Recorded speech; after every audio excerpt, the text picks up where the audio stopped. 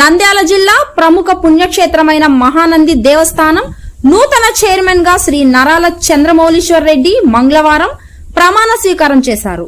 Srisailam MLA Budda Rajasekhar Reddy, ఆలయ EO Srinivasa Reddy ఆధ్వర్యంలో నిర్వహించిన ఈ కార్యక్రమంలో చైర్మన్ తో పాటు 12 మంది పాలక మండలి సభ్యులు, వేద పండితులు మంత్రోచ్చరణల నడుమ ప్రమాణం చేశారు. అనంతరం ఆలయ అర్చకులు నూతన చైర్మన్, పాలక మండలి సభ్యులకు ఆశీర్వచనాలు అందించారు. అధికారులు, ప్రజాప్రతినిధులు, భక్తులు, ప్రముఖుల సమక్షంలో కార్యక్రమం ఘనంగా ఆధ్యాత్మిక వాతావరణంలో జరిగింది. నూతన పాలక మండలి ఆలయ అభివృద్ధి, భక్తులకు మెరుగైన సౌకర్యాల కల్పనకు కృషి చేస్తామని ఈ సందర్భంగా పేర్కొన్నారు.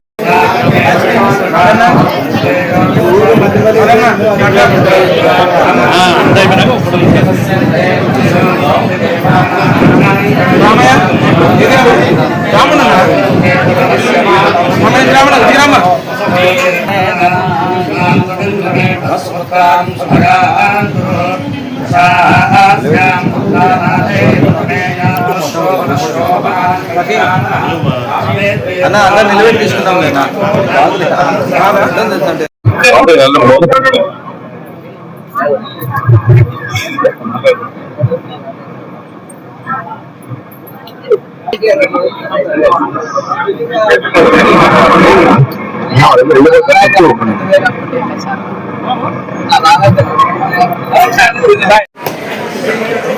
కొద్దిగా స్మైలింగ్ నవ్వుతూ ప్లీజ్.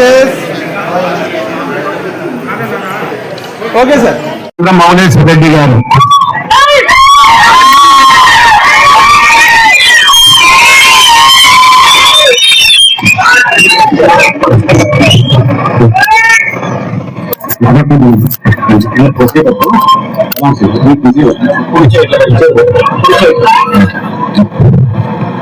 నగాల చంద్రమౌళేశ్వర రెడ్డి,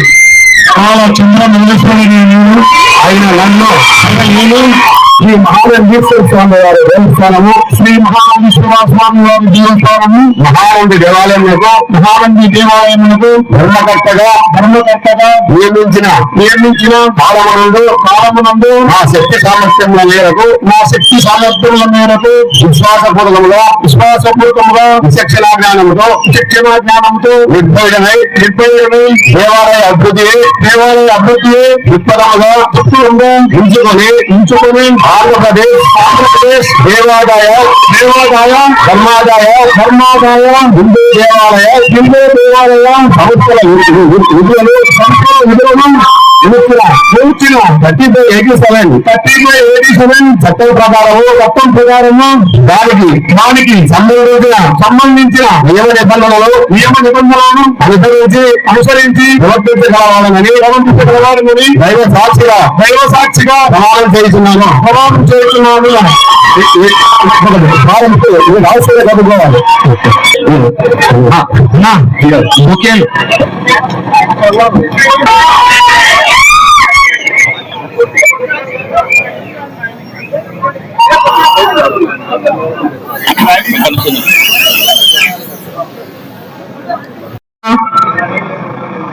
శుభాకాంక్షలు తెలియజేసుకుంటూ శ్రీ సమేత శ్రీ మహానందీశ్వర స్వామి వారి ఆశీస్సులతో ఈరోజు మన ముఖ్యమంత్రి చంద్రబాబు నాయుడు గారి ఆదేశాలతో, ఆయన చేసిన సహాయ సహకారాలతో, అలాగే మనం పవన్ కళ్యాణ్ గారు, అలాగే మన లోకేష్ బాబు గారు, వాళ్ళందరి సహాయ సహకారాలతో ఈరోజు నేను ఈ ప్రమాణ స్వీకారం చేసినాను. అలాగే దీనికి అంతటి కారణం మా అన్న ఎమ్మెల్యే బుడ్డా రాజశేఖర్ గారు. ఆయన ఎన్నో రోజుల నుంచి దీనికోసం ఎంత ఫైట్ చేసినాడో మాకందరికీ తెలుసు.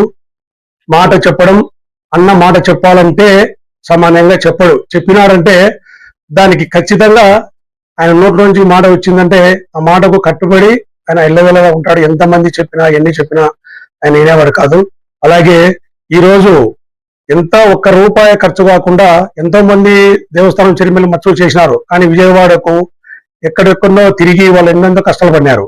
కానీ నన్ను కూడా చెప్పినారు, మీరు కూడా ఏంటి మీ ఎమ్మెల్యే చెప్పినాడు, మీరు కూడా తిరగచ్చు కదా, పోవచ్చు కదా. లేదు, మా అన్నగారు మాకేం చెప్పలేదులే, అన్న మమ్మల్ని నమ్మకం, అన్న మొత్తం ఆయన చూసుకుంటాడని చెప్పినాము. ఈరోజు ఒక్క రూపాయి ఖర్చు కాకుండా ఒక కార్యకర్తగా మేము ఇంటి దగ్గర ఉంటే మాకు తీసుకొచ్చి జీవో చేతిలో పెట్టినాడంటే అన్నదానికి మేము ఎల్లవేళలా ఆయన రుణపడి ఉంటాము.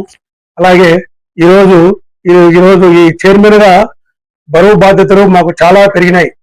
ఇంతవరకు వేరే పదవులు వేరు, ఈ దేవాలయ శాఖ చైర్మన్ అనేది చాలా బాధ్యతలతో కూడుకున్న విషయం ఉంటుంది.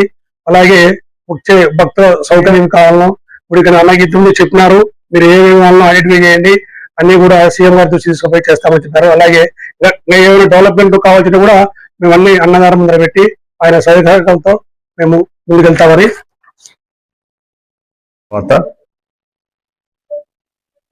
రాష్ట్రంలోని ప్రధాన ఆలయాలన్నిటికీ కూడా దాదాపుగా కమిటీలు వేసుకోవడం, ట్రస్ట్ బోర్డు కమిటీలు కూడా వేసుకోవడం కూడా జరిగింది. మన నియోజకవర్గంలో, శ్రీశైలం నియోజకవర్గంలోని గతంలో శ్రీశైలం ట్రస్ట్ బోర్డు కూడా వేయడం జరిగింది. ఇప్పుడు మళ్ళీ అంటే ప్రధానంగా రాష్ట్రంలో ఉన్న పెద్ద దేవాలయంలో మహానందీశ్వర స్వామి దేవాలయం కూడా ఒక దేవాలయంగా ఉంది కాబట్టి ఈ ట్రస్ట్ బోర్డు కూడా ఏర్పాటు చేసుకొని ఇవాళ సభ్యులందరితో ప్రమాణ స్వీకారం చేయించి చైర్మన్ గా నరాల మౌలీశ్వరరెడ్డిని చైర్మన్ గా కూడా ఏర్పాటు చేసుకోవడం జరిగింది. ఇది ఒక గత సంవత్సరం కిందనే వాస్తవం ఇది ఏర్పాటు జరిగిందాల్సింది. కాకపోతే కొంత టెక్నికల్ ఇష్యూస్ వల్ల హై ఎలివేటెడ్ కారిడార్ ఒకటి శాంక్షన్ చేయడం జరిగింది. అంటే హైదరాబాద్ టు శ్రీశైలం టు దోర్నాల దాదాపు 1200 కోట్లతో ఆ ప్రాజెక్ట్ ను శాంక్షన్ ఇచ్చినారు. దీంతో పాటు శ్రీశైలం దేవస్థానంలో భూమి కొంచెం మనకు సమస్య ఉంది కాబట్టి, ఎందుకంటే ఎంతోమంది దాతలు కూడా ముందుకు వస్తున్నారు అభివృద్ధి కోసం.